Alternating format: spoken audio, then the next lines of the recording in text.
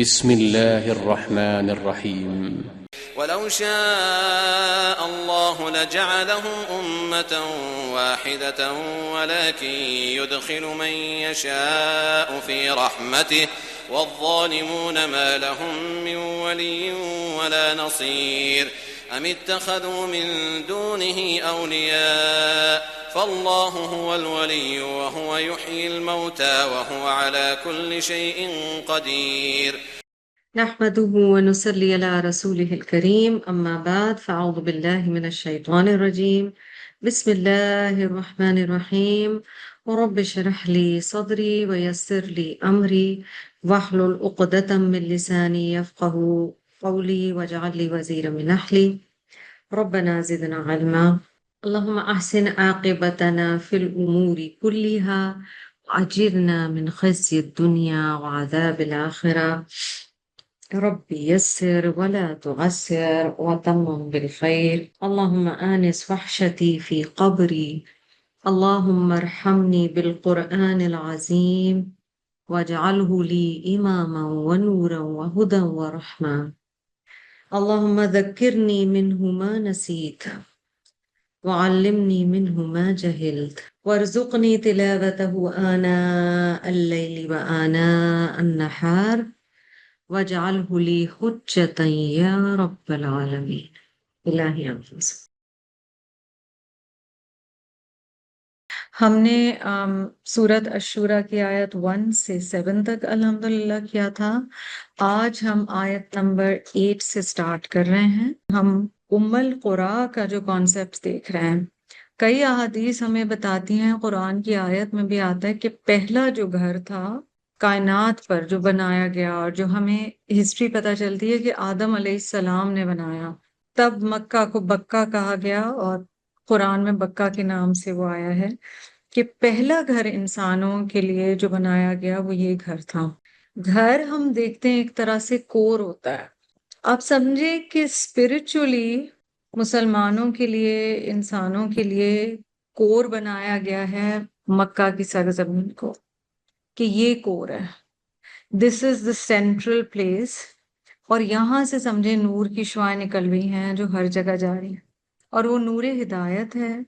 اور یہاں پر قرآن عربین کا ذکر ہوا، تو قرآن عربی زبان کو اللہ سبحانہ و تعالیٰ نے اس کے لیے پسند فرمایا.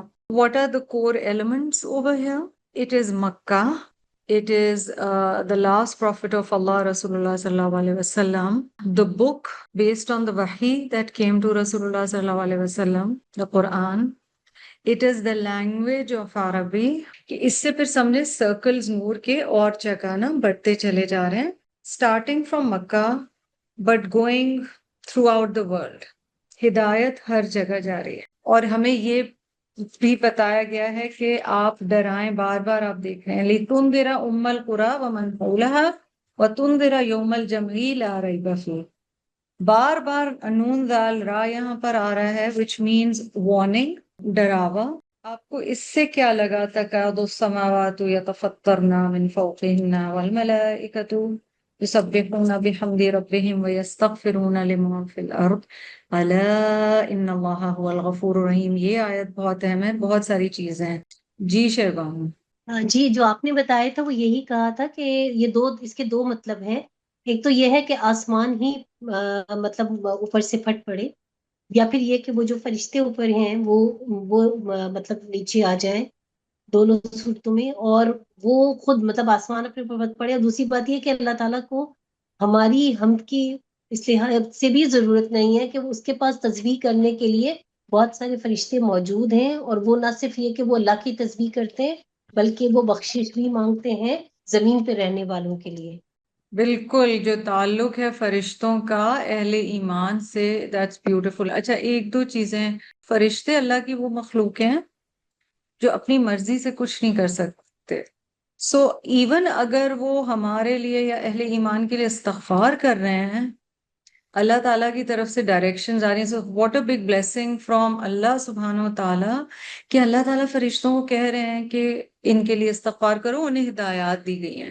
So that's one thing. اور کیونکہ کہا گیا نا الغفور الرحیم، اللہ سبحانہ و تعالیٰ از میکنگ ویز کہ کسی طرح میرے بندوں کی مغفرت ہو، اور اس کے لیے ڈفرنٹ طریقے اللہ تعالیٰ نے آزمائے۔ آیت نمبر 5 میں نا بیسکلی یہ کہا گیا ہے کہ اتنی بڑی بات ہے جو توحید کے انکار کرنے والے ہیں، وہ اتنی بڑی بات کہہ رہے ہیں کہ اس کی وجہ سے آسمان پھٹنا ہے۔ اگر فرشتے اللہ کی ہم کائنڈ آف دکھایا جا رہا ہے کہ یہ ایک بیلنسنگ ہے کہ ایک طرف فرشتے اللہ سبحانہ و تعالیٰ کی گلوریفیکیشن اور تسبیح کر رہے ہیں، اللہ کے نیک بندے بھی کر رہے ہیں، اور دوسری طرف جو شرک کرنے والے ہیں وہ اللہ کی وحدانیت کا انکار کر رہے ہیں۔ اللہ کی وحدانیت کا انکار and going towards polytheism, it is that big a deal that Allah subhanahu wa ta'ala is saying that it's something that could have broken the skies would have broken. مگر فرشتے تسبیح کر رہے ہیں تو اس کی وجہ سے وہ جو ایک قیامت ٹوٹنی تھی وہ رکی ہوئی ہے، حالانکہ لوگ شرک کر رہے ہیں۔ سو دیٹ از دا تفسیر آف دس سیکشن۔ جی تابندہ۔ مجھے بہت جو چیز 2-3 چیزیں مجھے بہت اچھی لگی تھی۔ ایک تو جس طریقے سے اللہ تعالیٰ نے اپنے ناموں کا حوالے دے کے ہمیں سمجھانے کی کوشش کی ہے کہ میں عزیز بھی ہوں، میں حکیم بھی ہوں، میں علی بھی ہوں، میں العظیم بھی ہوں، میں غفور بھی ہوں، میں رحیم بھی ہوں، اسی سیکشن کے بارے میں۔ ایک تو وہ جو توحید کی جو صفات والی آپ نے بات کی کہ جو اس میں جو ایک کنیکشن آتا ہے، تو اس سے بھی جو جب وہ آسمانوں کے پھٹنے کی بات کرتے ہیں تو وہ جو ایک دہشت طاری ہوتی ہے، یا ایک وہ جو ایک خوف طاری ہوتا ہے نا انسان کے اوپر، کیونکہ اللہ کی عظمت اور بڑائی اور بلندی اور his level of exaltedness کی جو بات اللہ تعالیٰ خود سے کر رہے ہیں، اپنے بارے میں ڈسکرائب کر رہے ہیں، اور اس کے بعد وہ کہہ رہے ہیں کہ اس میں یہ والا بھی ایسپیکٹ ہے کہ دیکھو میرا غضب بھی اتنا ہے کہ آسمان پھٹ جائے گا تمہارے اس وجہ سے بھی، میری ناراضگی کی وجہ سے بھی، لیکن مجھے پتا ہے کہ تم غلطی کرتے ہو، مجھے تمہارے سرکمسٹانسز تم سے بہتر پتا ہے، تو میں غفور و رحیم بھی ہوں۔ میں نے خود اپنے فرشتوں سے کہا ہوا ہے کہ تم میرے بندوں کے لیے توبہ کرو جو صدقے دل سے غلطی سے بھی شرک کر بیٹھ رہے ہیں، لیکن ان کو پتا ہے کہ ہم نے اصلاح کرنی ہے، ہم اس سے بچنا چاہتے ہیں، تو ان کے لیے غیب سے تم دعا کرتے رہو تاکہ ان کو بھی یہ سہارا ملے کہ نہیں ہماری بخشش ہے انشاءاللہ تعالیٰ، اور باذن اللہ ہے انشاءاللہ تعالیٰ۔ تو ایک امید کا بھی ایسپیکٹ آ جاتا ہے اس میں، مطلب if you connect all his names together in the 3 ayahs and then you see کہ he is telling us that I can get that angry that the skies can run asunder. However, if you ask me for forgiveness, I will even ask my angels to beg forgiveness for you, and I will, because I am Ghafurur Rahim. آپ جو کہہ رہی ہیں بالکل صحیح ہے، but اس میں ایک ایلیمنٹ دیکھیے گا، لیمن فی الارض میں استغفار تو بالکل فرشتے ظاہر ہے، اور یہ اللہ تعالیٰ کی رحمت ہے، کرم ہے، بالکل جیسے آپ نے کہا۔ ایٹ دا سیم ٹائم ہمیں بتایا گیا ہے کہ اللہ تعالیٰ ہر گناہ معاف کر دیتا ہے، شرک نہیں معاف کرتا۔ So how do we balance this and how do we understand this? And اس میں یہ ہے کہ اللہ تعالیٰ مواقع دیتے رہتے ہیں مشرک کو کہ اس تک ہدایت پہنچے، اسے سمجھ آ جائے اور وہ چھوڑ دے یہ راستہ، غلط راستہ نا شرک کا۔ However, اگر اینڈ تک اس کو ہدایت پہنچائی بھی گئی، اس کے لیے فرشتے بھی دعائیں کر رہے ہیں، اگر وہ نہیں مانا پھر کیا ہے؟ پھر کوئی تسلی نہیں۔ اور فرشتوں کی ہمیں یہ کلیئرٹی کے ساتھ پتہ ہے کہ دعا مینلی، خاص طور پہ اگر وہ دنیا سے کوئی جا چکا ہے، تب دعا، چاہے مومن بندے ہوں چاہے فرشتے ہوں، ان کی دعا تب ہے جب ایمان اللہ کی وحدانیت پہ تھا۔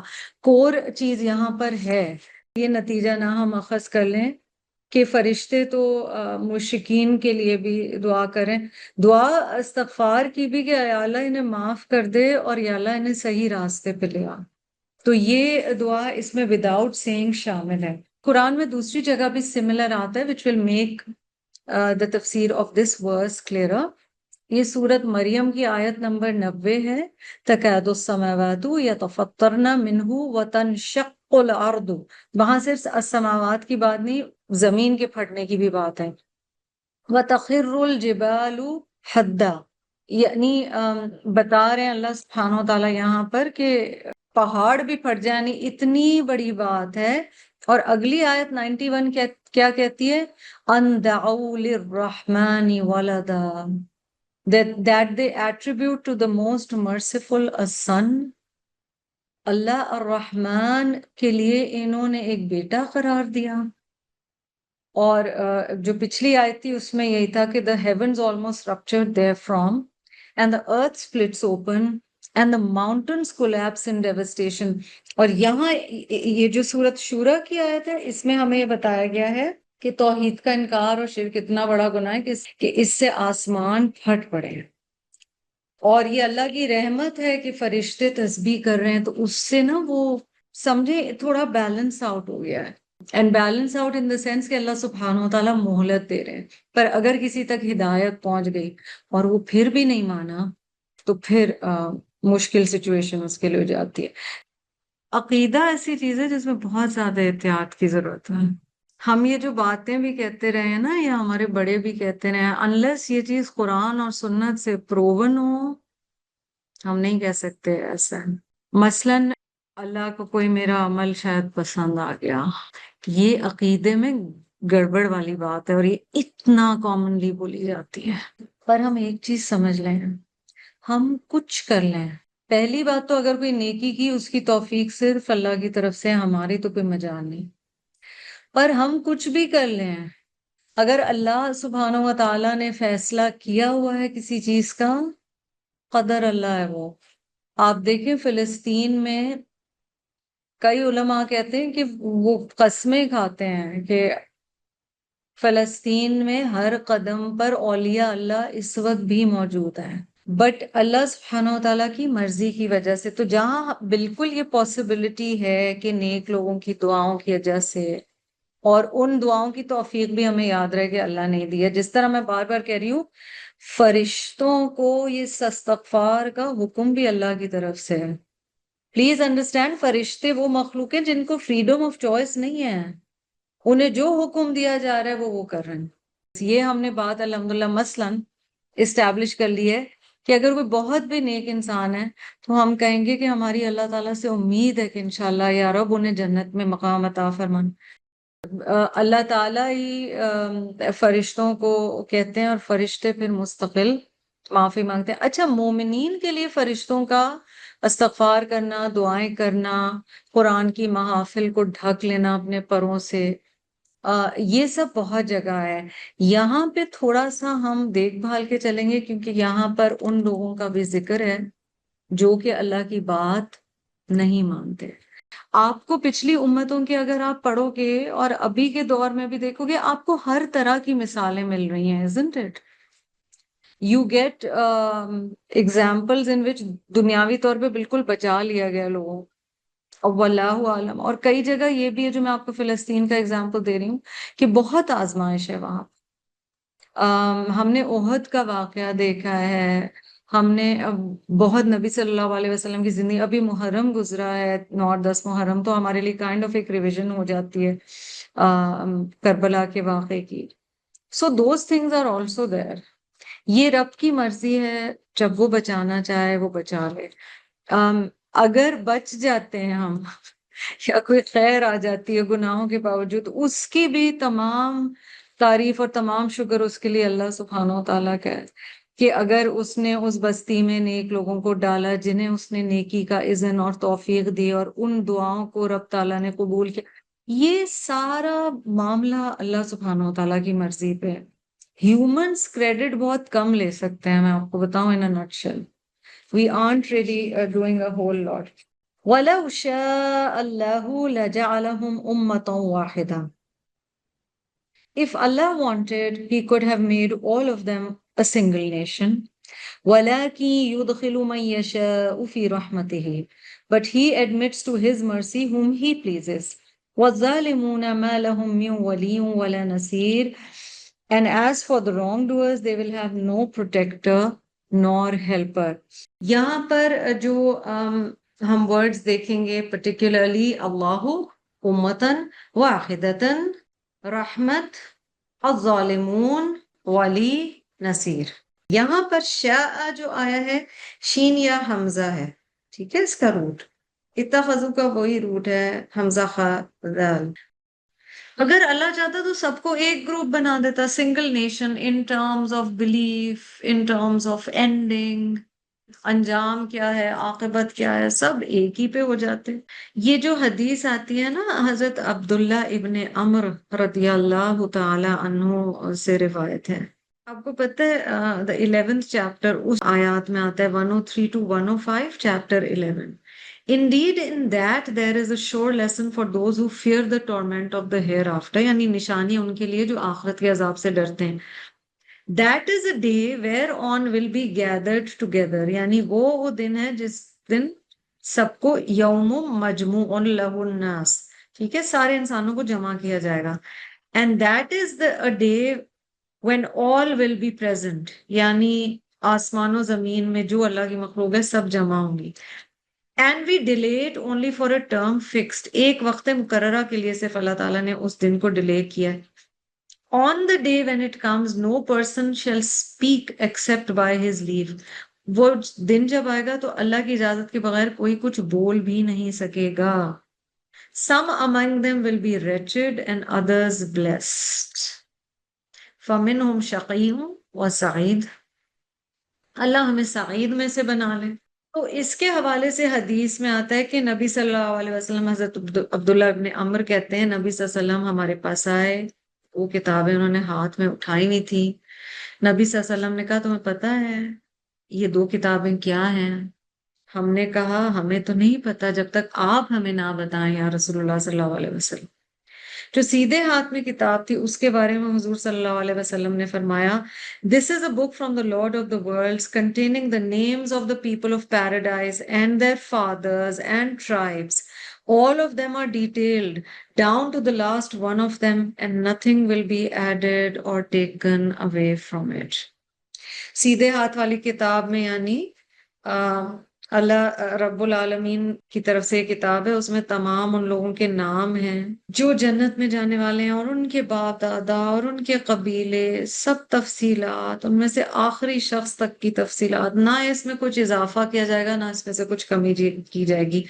پھر جو الٹے ہاتھ میں کتاب تھی اس کے بارے میں رسول اللہ صلی اللہ علیہ وسلم نے کہا This is the book of the people of hell، هذا کتاب اہل النار، containing their names and the names of their fathers and tribes. All of them are detailed down to the last one of them and nothing will be added or subtracted from it. اس پہ صحابہ نے نبی صلی اللہ علیہ وسلم سے کہا ہم کوشش کیوں کریں اگر یہ ایک ایسی چیز ہے جو آلریڈی لکھ دی گئی ہے، فیصلہ ہو چکا ہے۔ Why should we strive if it is something that is already cut and dried؟ اب نبی صلی اللہ علیہ وسلم کا جواب دیکھیے Strive with your deeds as hard as you can for the middle path or close to it. For the person who is destined for paradise will die doing the deeds of the people of paradise, regardless of what he did before. And the person who is destined for hell will die doing the deeds of the people of hell, regardless of what he did before.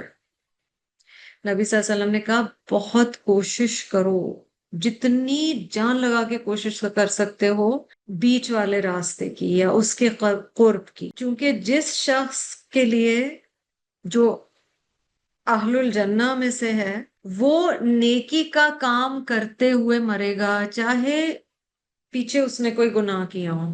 حدیث کے اس حصے پہ ایک second رکتے ہیں اور دعا اپنے لیے کرتے ہیں کہ یا اللہ جب ہم آپ کے پاس آنے کے لیے تیار ہوں ہمارا آخری عمل، اور اللہ تعالیٰ ہمارے دل میں خوف بھی ڈال دے کہ موت کا تو پتہ نہیں ہے نا کب آیا ہے، آخری عمل صحیح ہو۔ Then he made a gesture with his fist، پھر نبی صلی اللہ علیہ وسلم نے ایک اشارہ کیا and said your Lord has settled the matter of his servants، اللہ تعالیٰ نے اپنے بندوں کا معاملہ طے کر دیا ہے۔ And he opened his right hand as if throwing something، اور نبی صلی اللہ علیہ وسلم نے اپنے سیدھے ہاتھ سے ایسے اشارہ کیا جیسے کچھ پھینک رہے ہیں اور کہا فریق فی الجنہ، اور پھر نبی صلی اللہ علیہ وسلم نے اپنے الٹے ہاتھ سے اشارہ کیا اور کہا فریق فی السعیر۔ ترمذی اور النسائی کی حدیث ہے۔ ایک اور حدیث ہے جی مسند احمد میں، نبی صلی اللہ علیہ وسلم کے صحابہ میں سے ایک جن کا نام ابو عبداللہ تھا، ان کے پاس ان کے کچھ دوست آئے اور انہیں روتا ہوا پایا انہوں نے کہا آپ کو کس چیز نے رونے پر مجبور کیا؟ کیا نبی صلی اللہ علیہ وسلم نے آپ سے یہ نہیں کہا تھا؟ یعنی ان کے دوستوں نے کہا کہ نبی صلی اللہ علیہ وسلم نے تو آپ سے کہا تھا کہ اپنی مونچھوں کی ٹرمنگ کرتے رہیں جب تک آپ مجھ سے نہ آ ملیں، یعنی یہ سنتوں میں سے ہے. سو نبی صلی اللہ علیہ وسلم was saying follow this sunnah till you meet me. اور اس میں ہنٹ تھی کہ you will meet me. So that was a good sign. So they said, why are you crying? He said, yes. But I heard the Messenger of Allah sallallahu alaihi wasallam say, Allah picked up a handful in his right hand and another in his other hand and said, this is for this and this is for that and I do not care. انہوں نے کہا ٹھیک ہے، وہ نبی صلی اللہ علیہ وسلم نے مجھے کہا تھا، لیکن انہوں نے یہ بھی کہا تھا کہ اللہ تعالیٰ سیدھے ہاتھ میں کچھ اٹھائیں گے اور الٹے ہاتھ میں کچھ اٹھائیں گے اور کہیں گے اس ہاتھ میں میری ہاتھ میں جو کچھ ہے وہ یعنی جنت کے لیے اور یہ والا لوٹ جہنم کے لیے. He said, and I do not know in which of the two handfuls I am. میں نہیں جانتا میں کس ہاتھ میں ہوں. Basically مراد کفار ہی ہیں. دوبارہ اس پہ میں جاؤں گی because I really want to be clear. کہ یہاں زمین والوں سے مراد اہل ایمان ہے، یہ بھی ایک تفسیر کی گئی ہے. So one meaning that has been taken from Mufassirun is that فرشتے استغفار صرف اہل ایمان کے لیے کرتے ہیں، اور ان کے لیے معافی مانگنے کی ایک وجہ یہ بھی ہے کہ کافر اس لائق ہی نہیں ہے کہ فرشتے ان کے لیے استغفار کریں. ہاں یہ ہے کہ کفار کے لیے وہ یہ دعا کر سکتے ہیں کہ اے اللہ انہیں ایمان عطا فرما، انہیں معاف کر دے. Let's be clear, if they are committing shirk, then the dua changes and it becomes dua for hidayah. This dua that the farishte jo kar rahe hain, the angels do for istighfar for humans on earth, that is for the mu'mineen. So آپ سوچیں عقیدہ صحیح ہونا، ایمان صحیح ہونا کتنا ضروری ہے، because اس پہ رلائے کرتا ہے کہ ہمیں ڈفرینٹ سورسز سے کیا کیا کچھ ملے گا. فرشتوں کی دعائیں بھی کس طرح سے آ رہی. اگلی آیت کی طرف چلتے ہیں، انٹر کنیکٹڈ آیات ہیں. ام اتخذوا من دونه اولیاء فاللہ هو الولی وهو يحيي الموتى وهو على كل شيء قدير. Have they set up other guardians besides Allah, while Allah alone is the guardian? It is He who gives life to the dead, and it is He who has power over all things. یوہی روٹ یا ہے، الموتا کا route میم واؤتا ہے، اور قدیر کا ظاہر ہے قدر، تقدیر بھی اسی سے ہے. کیا کافروں نے اللہ کے سوا دوسرے مددگار ٹھہرا لیے ہیں؟ تو اللہ ہی مددگار ہے یا اللہ ہی ولی ہے، اور وہ مردوں کو زندہ کرے گا اور وہ ہر چیز پر قادر ہے. دیکھنے میں سمپل آیت ہے، معنی ڈیپ ہے. جب ہم ولایت کی بات کرتے ہیں اور کسی کا ولی ہونا اور اللہ سبحانہ و تعالیٰ کا ولی ہونا، اور پھر سبحان اللہ ٹو وے ٹریفک ہونا، ولایت کا جو ریلیشن شپ ہے نا وہ kind of two way traffic ہے. بیکاز جو اللہ کو اپنا ولی بنا لیتے ہیں ان کے لیے کئی جگہ قرآن میں بھی ہے اولیاء اللہ کا لفظ، وہ اللہ کی ولی بن جاتے ہیں. اچھا دونوں میں فرق ہے.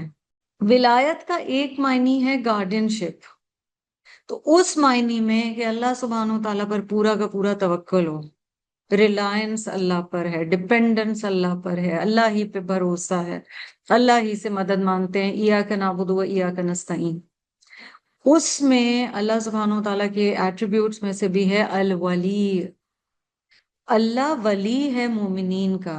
قرآن میں آتا ہے نا اللہ ولی الذین آمنوا یخرجہم من الظلمات الی النور. تو اللہ سبحانہ و تعالیٰ اس سینس میں گارڈین ہے، پروٹیکٹر ہے، حفاظت فرمانے والے ہیں، تمام ضرورتیں پوری کرنے والے ہیں. ولایت عربز میں کانسیپٹ کیا ہوتا تھا ولایت کا؟ اگر کوئی کسی کی ولایت کے انڈر آ جاتا تھا وہ اس کی حفاظت کر رہا ہوتا تھا. جب اولیاء اللہ کہا جاتا ہے، جیسے کوئی بہت نیک شخص ہے اس کے لیے کہا جائے، جیسے لوگ فلسطین کے لوگوں کے لیے کہتے ہیں کہ یہ تو اولیاء اللہ ہے، اس کے لیے بھی قرآن میں اللہ الا انہم اولیاء اللہ لا خوف علیہم ولا هم یحزنون. اولیاء اللہ کے لیے نہ کوئی خوف ہے اور نہ حزن ہے. وہاں پر نعوذ باللہ یہ مطلب نہیں ہے اللہ سبحانہ و تعالیٰ کی ریلائنس ہے، استغفر اللہ. وہاں مطلب یہ ہے کہ اللہ سے ایک قرب کا تعلق ہے، ایک دوستی کا تعلق ہے، ایک کنیکشن ہے. اور جو لوگ اللہ سبحانہ و تعالیٰ سے کنیکٹڈ ہو جاتے ہیں اس لیول پر، ان کے لیے نہ خوف ہے نہ حزن ہے، وہاں پر یہ بتایا جا رہا ہے۔ ہم تھوڑا سا ولایت کے کانسیپٹ کو سمجھنے کی کوشش کرتے ہیں۔ پہلے تو انسان ہے نا ہم، اور ہم اتنی چیزوں سے گزر ہوتے ہیں، بہت ساری آزمائشیں جو ہیں وہ توکل علی اللہ اور ایمان سے نا وہ اس سچویشن سے بندہ تھوڑا نکل جاتا ہے، کیونکہ اللہ سبحانہ و تعالیٰ پر ہی ریلائنس ہے، تو وہ ہو سکتا ہے وہ الون تو ہو لیکن پھر وہ لونلی نہیں ہوتا۔ جس کا ایک ولایت کا کنیکشن اللہ سبحانہ و تعالیٰ کے ساتھ بن جاتا ہے نا، ہو سکتا ہے وہ گھر میں اکیلا ہو لیکن اللہ سبحانہ و تعالیٰ کے ساتھ کنیکشن جڑا ہوا ہے۔ یہ حدیث ہے میرے سامنے، اور حضرت عمر ابن الخطاب نے اس کو سے روایت ہے، سنن ابی داؤد کی حدیث ہے۔ نبی صلی اللہ علیہ وسلم نے کیا کہا اس حدیث میں؟ ان من عباد اللہ indeed there are people from the servants of Allah who are neither prophets nor martyrs. The prophets and martyrs will envy them on the day of resurrection for their rank from Allah the Most High. کہ بے شک اللہ کے بندوں میں سے ایسے بھی ہیں جو نہ انبیاء یا رسول میں سے ہیں، نہ وہ شہداء میں سے ہیں، مگر قیامت کے دن انبیاء اور شہداء ان پر رشک کریں گے، کیونکہ ان کا مقام اللہ سبحانہ و تعالیٰ کے نزدیک اتنا اونچا ہوگا، بِمَكَانِهِمْ من اللہ تعالیٰ۔ تو لوگوں نے نبی صلی اللہ علیہ وسلم سے پوچھا کہ ہمیں بتائیے یا رسول اللہ صلی اللہ علیہ وسلم یہ کون ہے؟ He replied, they are people who love one another for the spirit of Allah without having any mutual kinship and giving property to one. یہ وہ لوگ ہیں جو ایک دوسرے سے اللہ کی، جو حدیث میں الفاظ آتے ہیں نا بروح اللہ، اللہ کی روح کی وجہ سے ایک دوسرے سے محبت کرتے ہیں، ان کی کوئی رشتہ داری نہیں ہے، خون کے رشتے نہیں ہیں، اور نہ وہ ایک دوسرے کے وارثوں میں سے ہیں، یعنی کوئی جو فیملی بانڈز ہوتے ہیں وہ نہیں ہیں، ایک دوسرے سے صرف محبت ہے بروح اللہ۔ اور روح اللہ کی جو تفسیر اس حدیث کی گئی ہے علماء کے نزدیک، اس سے مراد قرآن ہے۔ اور پھر نبی صلی اللہ علیہ وسلم نے فرمایا I swear by Allah their faces will glow and they will be sitting in pulpits of light. نبی صلی اللہ علیہ وسلم فرما رہے ہیں فَوَاللَّهِ إِنَّا وُجُوهَهُمْ لَنُورٌ وَإِنَّهُمْ عَلَى نُورٍ۔ نبی صلی اللہ علیہ وسلم اللہ کی قسم کھا کے کہہ رہے ہیں کہ اس دن ان کے چہرے نورانی ہوں گے اور وہ نور کے اوپر ہوں گے۔ لا يخافون اذا خاف الناس. They will have no fear on the day when the people will have fear. اس دن قیامت کے دن جب باقی لوگ ڈر رہے ہوں گے، ان لوگوں کو کوئی ڈر نہیں ہوگا۔ ولا يحزنون اذا حزن الناس. And they will not grieve when the people grieve. نہ وہ دکھ میں، ڈپریشن میں، تکلیف میں، پاسٹ کے ریگریٹس میں مبتلا ہوں گے جب دوسرے لوگ اس میں مبتلا ہوں گے۔ اور پھر نبی اکرم صلی اللہ علیہ وسلم نے یہ آیت پڑھی الا ان اولیاء اللہ لا خوف علیہم ولا هم یحزنون۔ یہاں سارا کور دیکھ رہے ہیں کہ کنیکشن کیا ہے اس حدیث میں۔ اللہ کی ولایت اور قرب کا ذریعہ بنتی ہے کیا چیز؟ ان لوگوں سے کنیکٹڈ رہنا جو کلام اللہ سے کنیکٹڈ ہیں۔ کئی دفعہ ہم بھول جاتے ہیں کیونکہ دنیا میں الحمدللہ دوسرے اتنے رشتے ہیں، اتنے پیارے رشتے ہیں، اللہ سبحانہ وتعالیٰ سب کو محبت اور عافیت کے ساتھ رکھے، ایمان کی حالت میں رکھے، استقامت عطا فرمائے۔ But some times we forget that اس دنیا میں تو جو رشتے ہیں سو ہیں، ایک رشتہ جو اس دنیا کے بعد والی دنیا میں بہت اہم رشتہ ہے، وہ کیا ہے؟ قرآن کے ساتھیوں کا رشتہ، اہل القرآن کا آپس میں تعلق۔ ایک دوسرے کا دکھ محسوس ہونا چاہیے، ایک دوسرے کی خوشی محسوس ہونا چاہیے۔ تکلیف تو اکثر محسوس کر لیتے ہیں، دوسرے کی خوشی میں کئی دفعہ اہل القرآن خوش نہیں ہو پاتے دوسرے کے لیے۔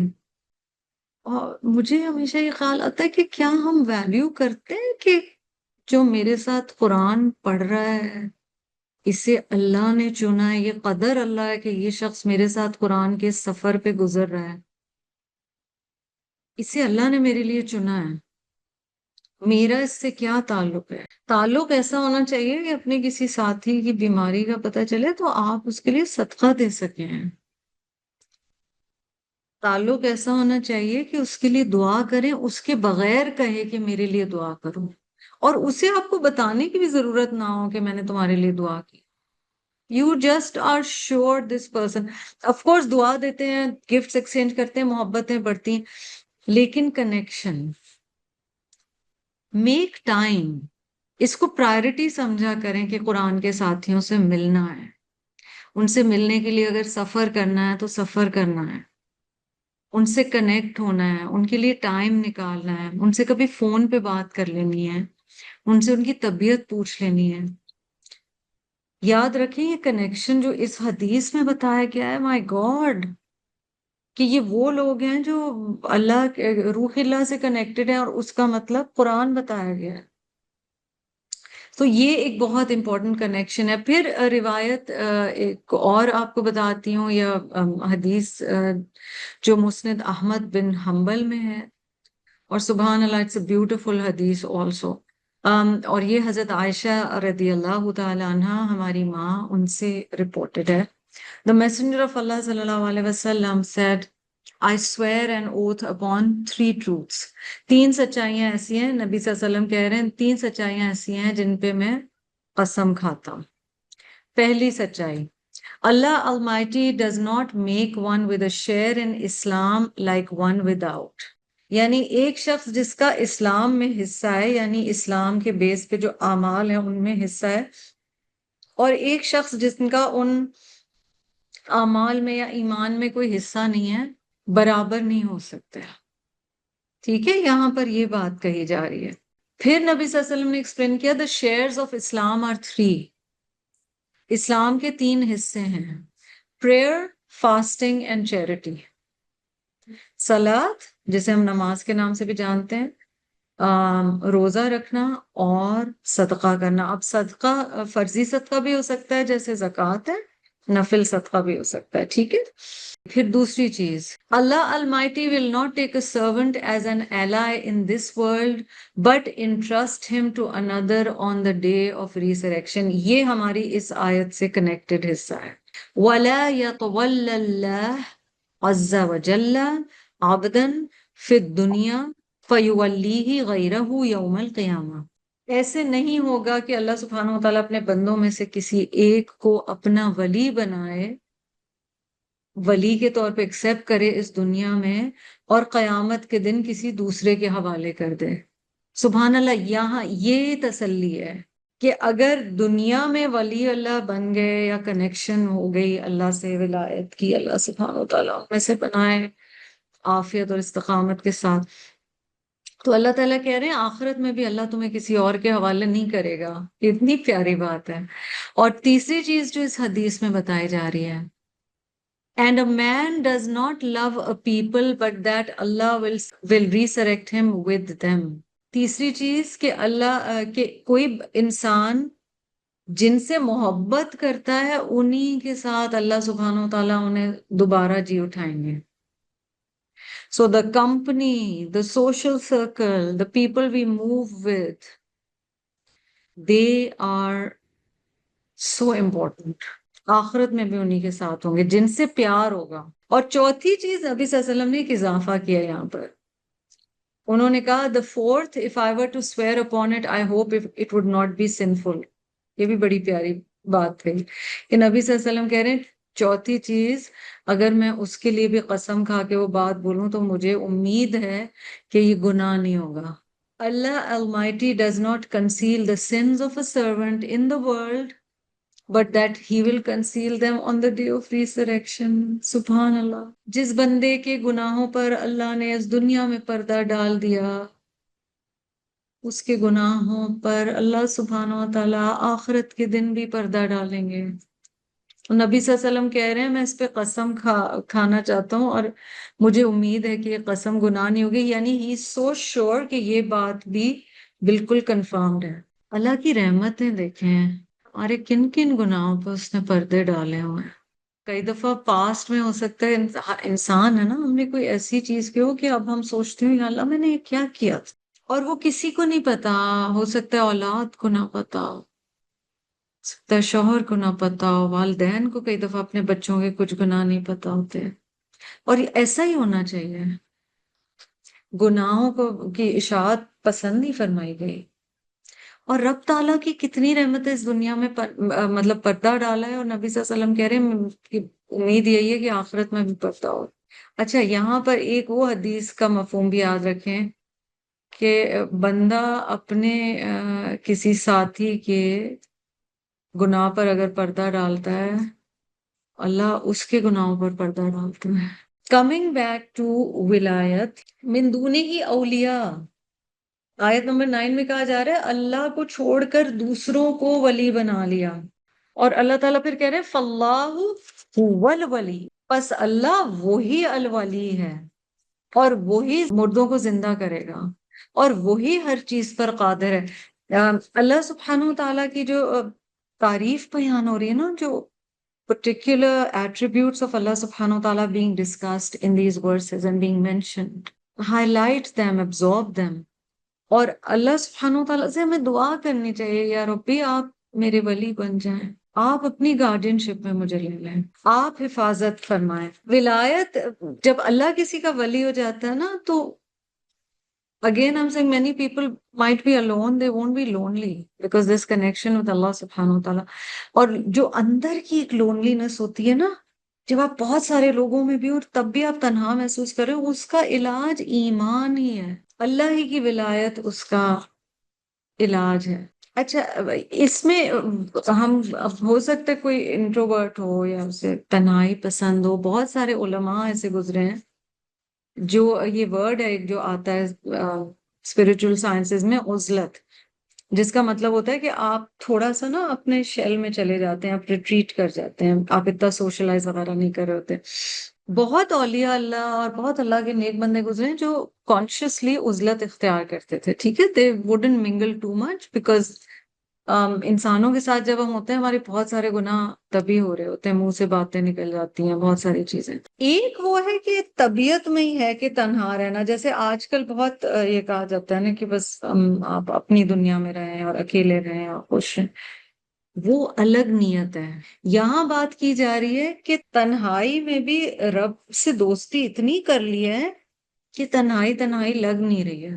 جتنی بھی اللہ کی ولایت پہ بھروسہ کیا ہے، جتنی بھی خوف کی اقسام ہیں، ان سے اللہ ہی بچائے گا، یہ یقین ہونا چاہیے. سو all kinds of fears that one has، ایک لمحے کو ریفلیکٹ کریں کہ آپ کے کیا خوف ہیں، کس چیز سے آپ سب سے زیادہ ڈرتے ہیں اس وقت، کرنٹلی کیا خوف ہے. ہو سکتا ہے 4 سال بعد بدل چکا ہو سکتا ہے 5 سال بعد الگ خوف تھے. سبحان اللہ، وہ تو ہمیں بتایا گیا نا، پیچھے ہم نے اس سورہ میں پڑھا کہ جب انسان پہ مشکل وقت آتا ہے تو لمبی لمبی دعائیں کرتا ہے. اس وقت کیا خوف تھے، اب کیا خوف ہیں. تمام خوفوں سے بچنے کے لیے صرف اور صرف اللہ سبحانہ و تعالیٰ کی ولایت ہی ہمیں بچا سکتی ہے. مسنون دعا ہے وتر کی، اللہم اہدنی فیمن ہدیت وعافنی فیمن عافیت وتولنی فیمن تولیت.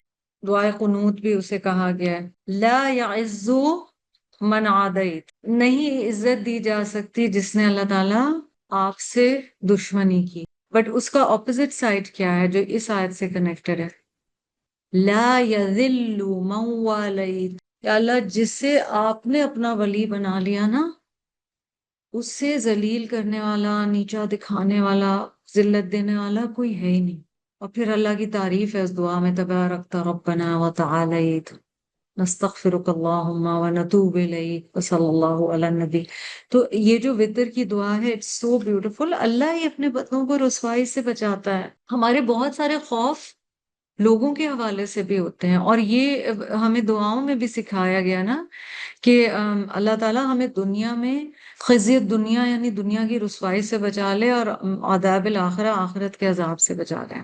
تو اللہ تعالیٰ نے یہاں پر ہمیں آیا نمبر 9 میں بھی اپنی کوالٹیز بتائی، اور پھر اللہ تعالیٰ کی قدرت.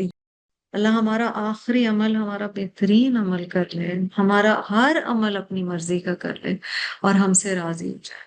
وآخر دعوانا ان الحمد للہ رب العالمین. سبحانک اللہم وبحمدک، نشہد ان لا الہ الا انت، نستغفرک ونتوب الیک. السلام علیکم ورحمۃ اللہ وبرکاتہ.